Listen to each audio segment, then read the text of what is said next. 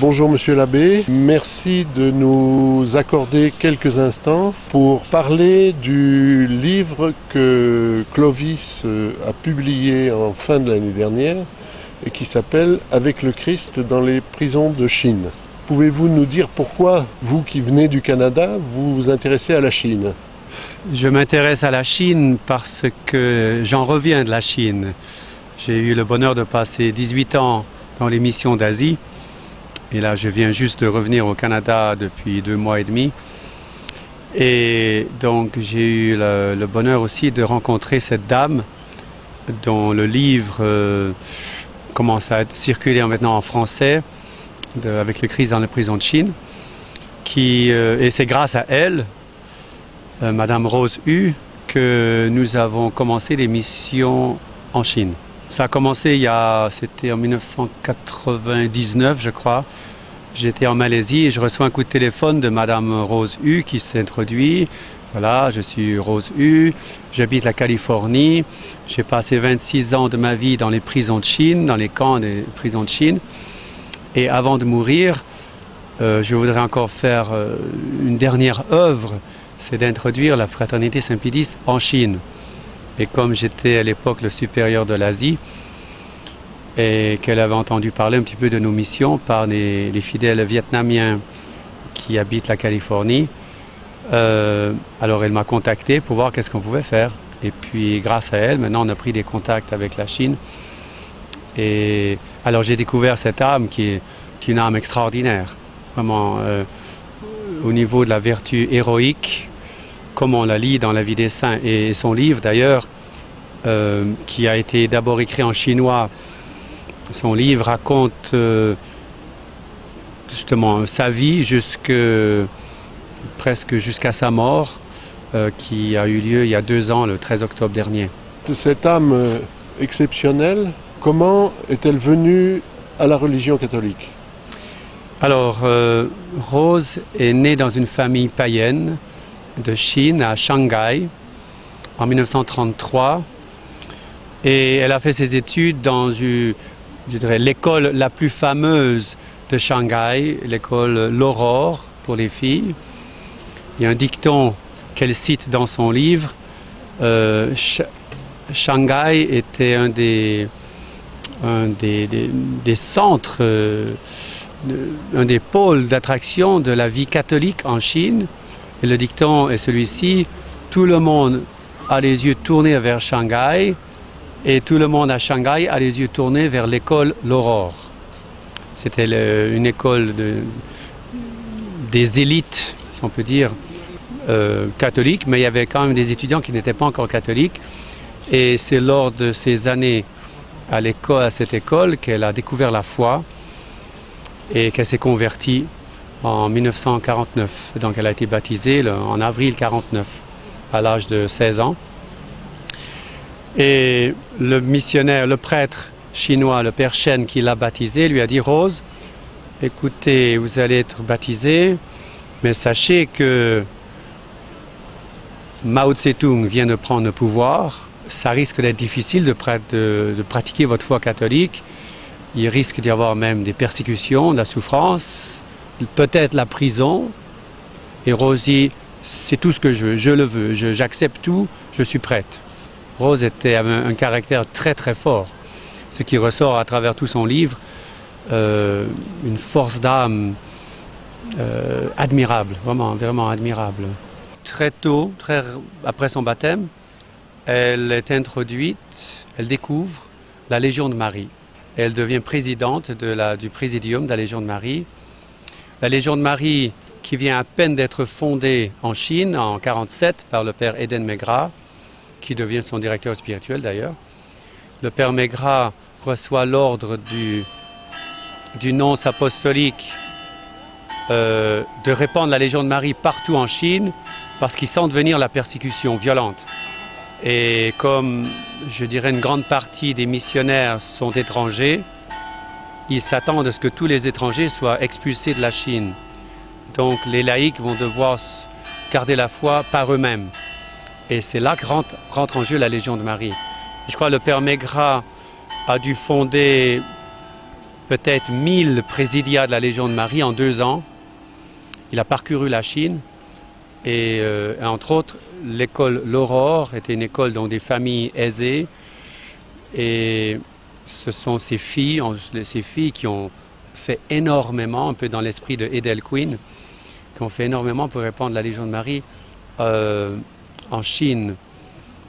Et cela explique pourquoi, et on le voit bien dans son livre, les chefs communistes, ceux qui l'ont arrêté et ceux qui l'ont interrogé, ont essayé de la casser. C'est la technique communiste, n'est-ce pas, de casser les volontés, parce qu'elle était justement une des chefs. Elle ne parle pas beaucoup dans son livre des souffrances physiques, comme des tortures, mais elle m'a dit une fois qu'elle avait été suspendue par les bras pendant quelque temps. Bon. Alors elle ne flanchait pas. Alors un jour, ils ont essayé les méthodes douces, c'est-à-dire de faire venir sa mère pendant l'interrogatoire, et la mère menace Rose de se suicider si Rose ne signe pas cette confession communiste, comme les communistes veulent toujours que les gens fassent, n'est-ce pas? On doit faire une confession. Le diable imite notre Seigneur. Notre Seigneur nous demande d'aller nous confesser, mais avec toutes les circonstances du sacrement de pénitence. Le diable, lui, c'est des confessions publiques et souvent des confessions fausses. Et Rose tient bon. Et Rose dit à sa mère, « Maman, le bon Dieu ne permettra pas que tu te suicides puisque je souffre pour lui. » Et la mère s'évanouit, là, en plein interrogatoire.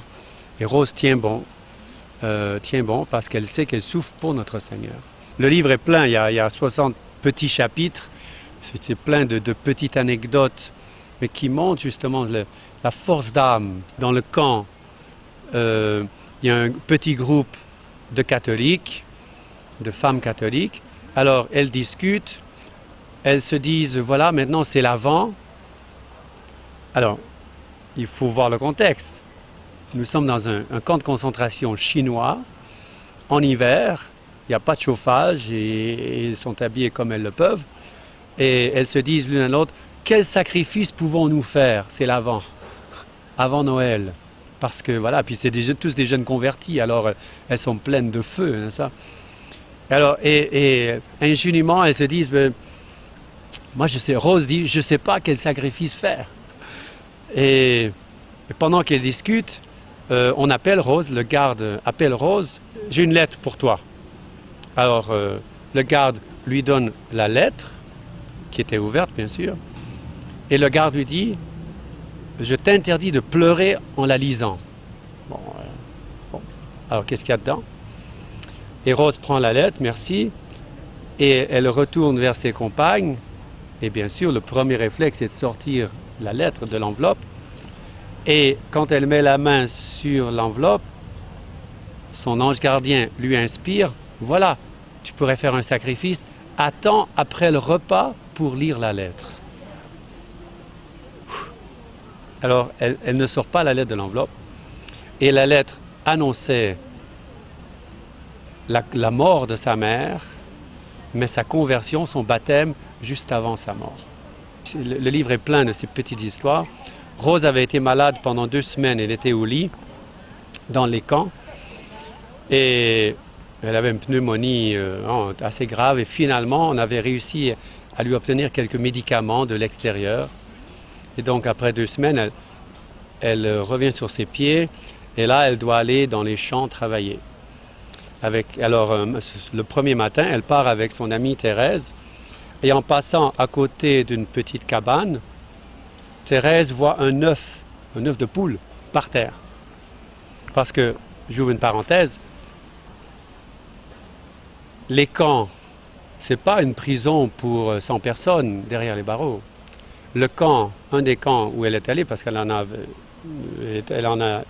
été dans 2 camps, un des camps, le camp du Lac Blanc, ils étaient 33 000. Donc, c'est une ville. C'est plus gros que Lourdes, c'est 33 000. Alors, donc, il trouve un œuf par terre. Alors, Thérèse ramasse l'œuf et dit, Rose, regarde, le bon Dieu te donne un œuf pour reprendre des forces. Parce que là-bas, les régimes est assez spartiate, n'est-ce pas? Rose prend l'œuf Et Rose dit, non, non, non, non, il y en a qui sont encore plus malades que moi. Je ne veux pas le prendre neuf, il y en a qui ont encore plus besoin de moi que moi. Non, tu dois le prendre. Et Rose dit, non, non, non, je ne prends pas. Bon, Thérèse dit, on verra ce soir à la fin des travaux. Le soir, elles reviennent toutes les deux, elles se retrouvent un petit groupe. Et l'œuf a fait le tour de 15 personnes. Chacune des 15 a dit, non, non, non, il y en a qui sont plus malades que moi. Et l'œuf est revenu à Rose. Et Rose dit, bon, alors ils ont tous le même esprit de sacrifice. Alors ils ont décidé de faire une soupe. C'est une tasse, n'est-ce pas? Ils ont cassé l'œuf, ils ont fait une soupe à l'œuf, un œuf dans un peu d'eau. Et puis chacun a eu une cuillerée à soupe de cette soupe. Et je lui ai posé la question parce que ce détail n'est pas dans le livre. Parce qu'on m'a posé la question, qu'est-ce qu'ils ont fait avec les écailles de l'œuf? Parce qu'il ne faut pas laisser d'évidence, n'est-ce pas? Nous sommes dans un camp chinois, ils sont obsédés par les détails des petites choses. Alors Rose me dit tout simplement, eh bien, on a mangé les écailles. Je remercie Clovis d'avoir pris en charge l'édition française de ce livre, donc avec le Christ dans les prisons de Chine. Les éditions Clovis qui ont fait une édition magnifique avec des détails qui ne se trouvent même pas dans l'édition chinoise ou anglaise. Je le recommande parce que c'est un livre qui parle de l'héroïsme un petit peu en ligne avec le film Christéros aussi qui est sorti récemment en français. C'est la même vertu, que ce soit au Mexique, que ce soit en Chine, que ce soit au Vietnam ou pendant la Révolution française. C'est le même Saint-Esprit qui inspire la vertu. C'est un livre qui peut faire beaucoup de bien à beaucoup de niveaux. Au niveau justement de l'héroïsme qui est un des éléments de la note de sainteté dans l'Église catholique.